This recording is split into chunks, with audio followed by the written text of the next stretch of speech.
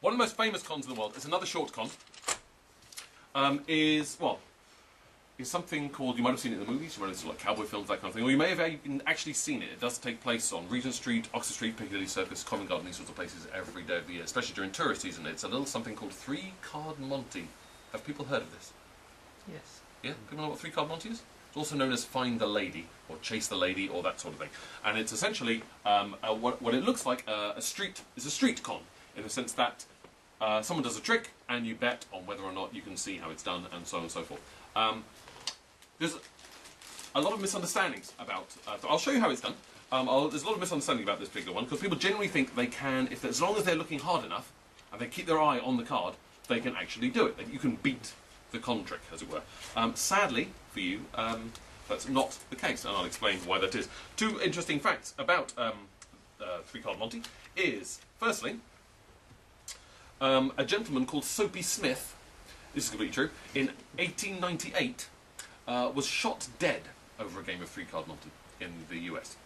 He was a professional gambler, confidence trickster, named by Soapy Smith, and he got caught out cheating at 3 Card Monte, and he was shot dead. Obviously, the news of Soapy's death was rather tragic, and a lot of people said, "Ah, Soapy's dead. That's life, boy." Joke there for anyone who ever bought soap in the 1970s. Lifebuoy being a brand of soap. We'll move on.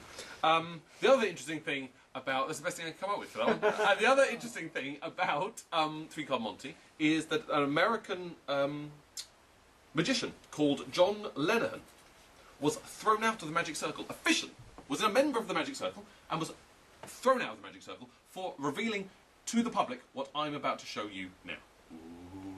That's a bit exciting, isn't it? This guy actually lost his Magic Circle membership for doing what I'm about to do. And now, I don't know what happens when you lose the Magic Circle membership. What do they do? Is that a bad thing, to be thrown out of the Magic Circle? I don't know, do they snap the wands? I have no idea. Presumably they take away your magic. Do they take away your magic? They rid you of your magic, and you have to go through your life using sleight of hand, gadgets, tricks, and things that those other guys use. What are they called? Magicians. Yes, that's true. Precisely. So, I'll show you how it works. The trick itself is very simple. You need 3 cards. You have 2 black jacks and a red queen. Okay. Now you can examine these. These aren't.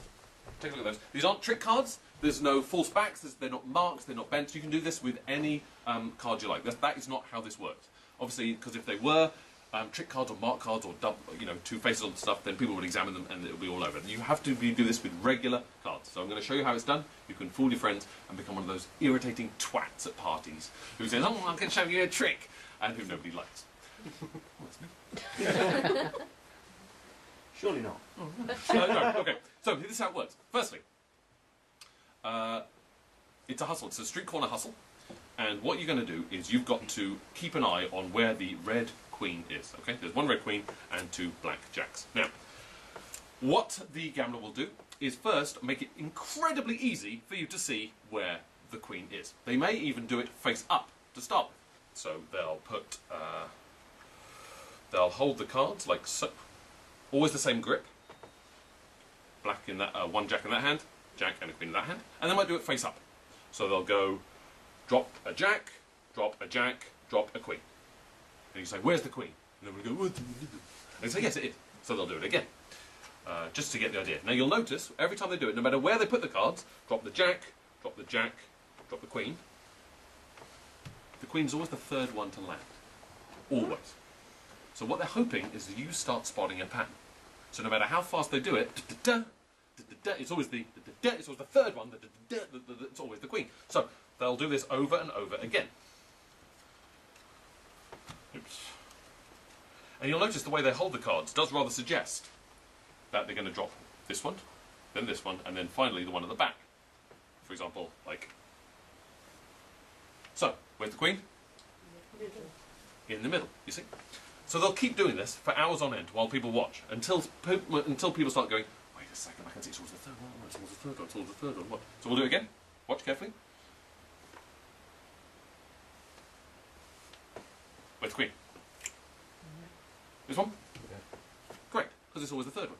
And you keep this going. Then you get some guy come over and say, "I bet I can spot the queen." Go on, would you like to come and do that? Yep. Okay. Yeah, it doesn't really matter.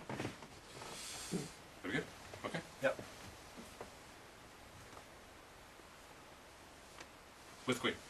This one? Yep. Sure? Yep. Hooray! And everyone claps.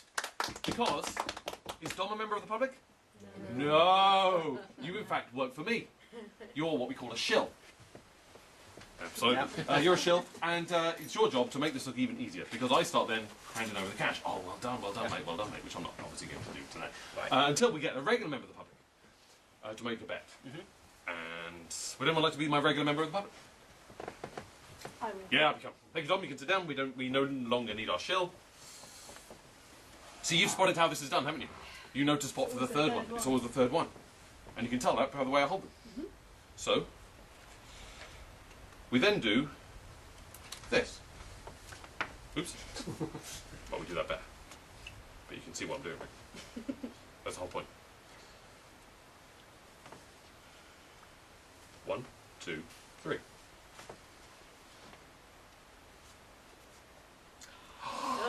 And you lose all your money. Round of applause for Caroline, please. Because, what did I employ? I employed a little move called the Gypsy Toss.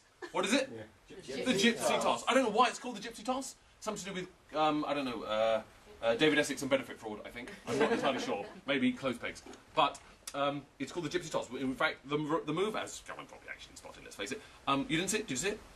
Is, what you're doing is, you are throwing, when you're releasing the cards, you are throwing the one at the back before you're throwing the one at the front. So rather than this, you're doing, let's see if we can get this right.